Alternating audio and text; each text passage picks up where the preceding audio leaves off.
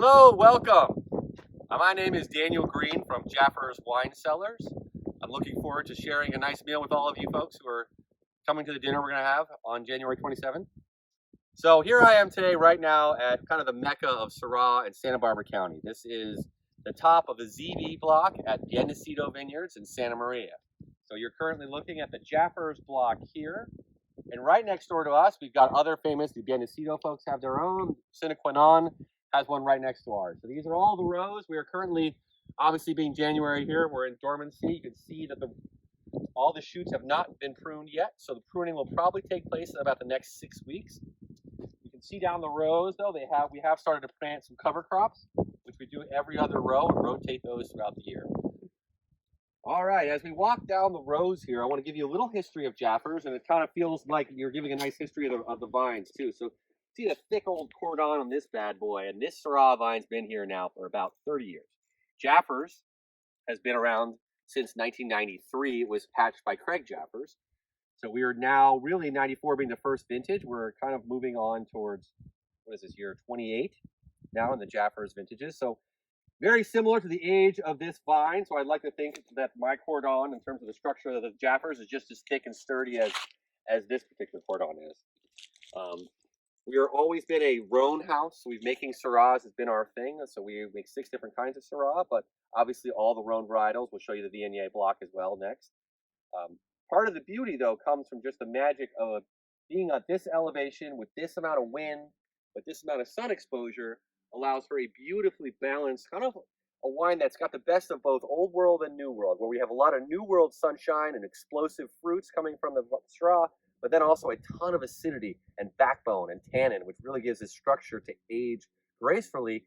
For us, we've had these wines now. Our first vintage is 1998. So we've had these wines we've had 99s that are still singing beautiful. So these wines can age really gracefully for 30 years. All right. Well, now we are in a different block of the same vineyard. This is still Bien Nacido Vineyard in Santa Maria, but now we are in the Viognier block. And there are important differences here. You can tell just by the elevation. You see the mountainsides over here? That's kind of the elevation of the ZB block of Syrah we showed you. Here, we're in a very much lower spot. And what that does is it actually provides a lot of great things for the wine you're going to drink. So our Viognier, and part of the reason it makes it unique, it's a very crisp, refreshing wine with beautiful acidity. And that acidity actually comes from a cool weather we get from being situated in kind of this low part of the valley. Whereas the higher up you are, the more direct sun exposure. Here, we're still going to get sun exposure because we're in Santa Maria, we're in Santa Barbara, we're in California, but we've got a much lower spot, and the cooler weather actually gives us lower ripening sugars and a little bit more acidity when we pick. That allows the wine to be a little more crisp and not what I would call a cloying, sweeter Viognier that you find. We're trying for stainless steel and crispness with a little bit of neutral barrels just to round it out a little bit. But it's kind of a beautiful section of the vineyard where you can really get a sense of the difference between the elevation. Now, the Jaffurs history of the Viognier is we've actually gone through different versions of that wine. When we first started making it back in the late 90s, we were actually making it in the French style, where we stirred the lees. We picked from different vineyards in this that were actually a little higher up. So that means the grapes were higher up. They wanted more sun exposure, direct sun exposure from overhead. So we had riper Viognier that was a little sweeter, that had new wood. And honestly, I know that talking with Craig, it just was not preferred by himself or others. Part of that is because you can't just copy French techniques in American grapes, because American grapes have different fruit profiles. So we learned is to make a restrained and refreshing Viognier with a lot of acidity, we're going to have to use a little bit of stainless steel, a little bit of new world techniques, and find a vineyard with a nice low valley with some cool weather to allow our Viognier to ripen slowly and not ripen at a super high 15% alcohol level. So still kind of becoming a blousy, let's say floral Viognier without being a soft Viognier. And that's what this site provides for us here. So it took literally about a decade of winemaking for Craig to come to that decision. And I know that Stephen and I have kind of refined it just a bit with a little more stainless steel than even before. But it really provides a very unique Viognier compared to so much sweet and heavy Viognier that's out there. All right, well, we are now here where the action happens and the magic happens in the winemaking process. So I showed you the vineyards, let me show you the winery. So we are standing right now in my cellar in downtown Santa Barbara where all of our wine is made. This is where we grab when the fruit comes in, where we process the fruit, where we foot stomp the fruit, where we ferment the fruit, where we press the fruit, where we age the fruit. It all happens here. You're looking at my barrels. And right behind me here, I'm giving you an example of what it looks like, the different types of barrels we use. So you can actually even get a sense just from stainless steel to very old, newer to new at the top. These are just showing you examples of different types of wood we use. The Viognier, which I talked about earlier, gets a little bit of stainless steel and a little bit of older barrels. Mostly stainless steel. The stainless steel provides the crispness and refreshingness I was telling you guys about earlier.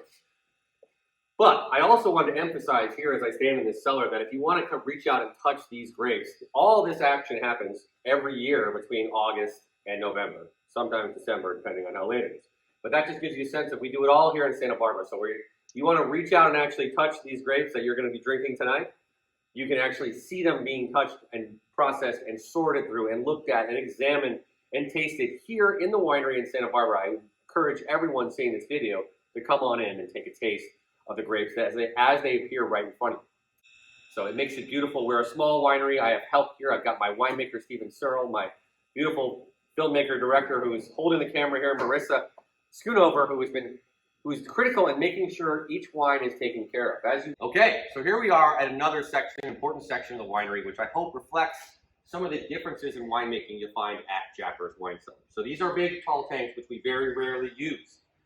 And the reason we very rarely use these are only here for bottling. We have a unique racking schedule at Jaffurs Wine. So for those who don't know, racking is simply the process of moving wines from one location to another. So whether it's from barrel to barrel, barrel to tank, barrel to tank, tank to barrel, those are all called racking processes. So for Jaffurs, we make our blend, whether it's the County Syrah, the Grenache, the Viognier, we'll taste through all of the barrels. We'll come up with our final concoction of blend of which barrels we like to focus on for that particular wine. And then we actually do not rack the wines. We don't move them into one tank, blend them together, and let them age there, which many wineries will do.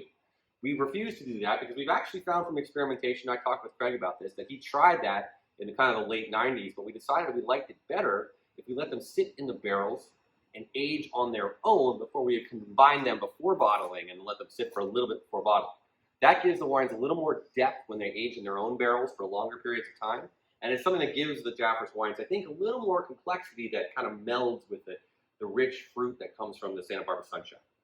So the other part to notice here is all of our tanks are on stand. We're actually bringing a new concrete tank to come into the winery that will also be on stand. And the reason for this is we want to use gravity as much as possible in the winery.